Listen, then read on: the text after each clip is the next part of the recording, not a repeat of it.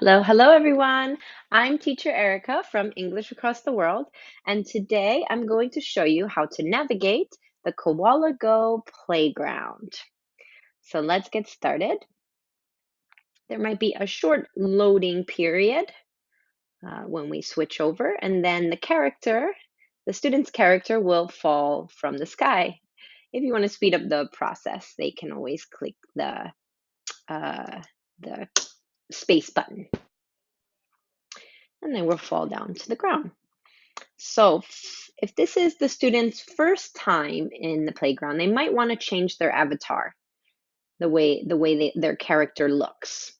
So you can go ahead and click here, this little person here, customize avatar, and you can change their skin tone, their eyes, you can add glasses, you can change their hairstyle, hair color, and they can change their clothes and shoes as well. Once they do that, I would recommend that they click the I down here, which is first person view.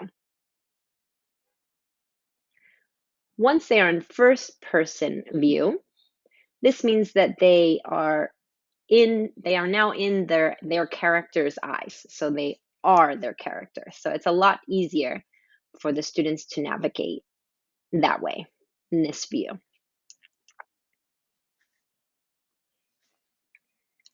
Right? So they can press the left and right buttons to turn from side to side and forward to walk forward, and then back to walk back. That's the basics. And then to jump, they press the space button, the space key.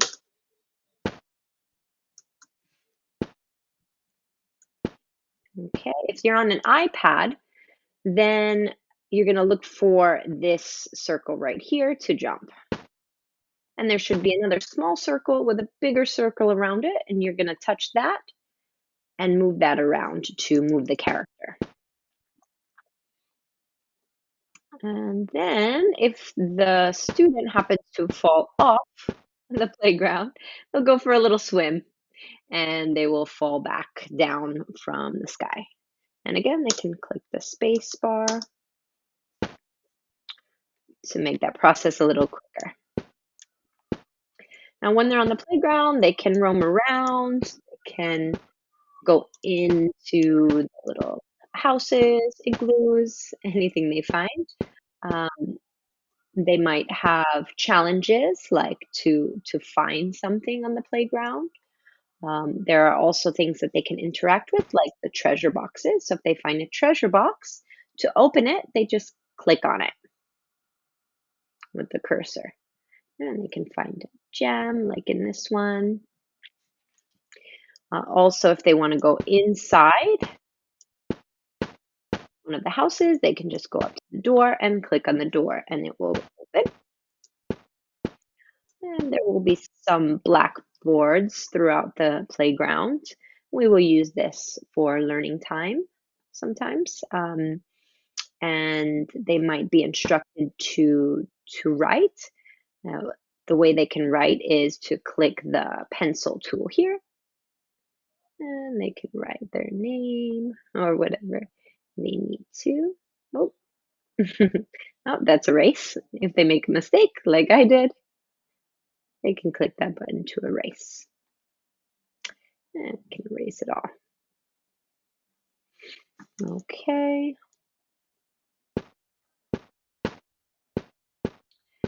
Then they can also create sticky notes using this button here, the box with the objects inside. They can click on it and they can click the notebook here and sticky notes, and then they can create one. So they might be instructed to create a sticky note or to find sticky notes with different words or letters on them and move them around the playground. And so to move them, they just click it and drag. Okay, and then let's go back. Oh, yeah, we'll go back into there actually. So they can also build um, if they're instructed to build something, they can go here to the blocks and they have many different kinds of blocks to choose from. You can go ahead and choose one and then you'll see it. And they could, oh, and they could place them here. Make a wall, make a house, whatever they need to. And um, to delete blocks, they will click on the shovel and then they can delete. The shovel might be turned off because we don't want them deleting too many blocks. Um, so that will only, they will only gain permission if they ask for that, if they need it for something specific. And if there's something else that's not working, you can also write in the chat box or tell the teacher. Um, it might be that the permission is just turned off, or sometimes they might just need to refresh the page. And then the other thing we have here is adding items. They can add different items to the playground, especially if we're doing a lesson about building, and they're building a city or a home.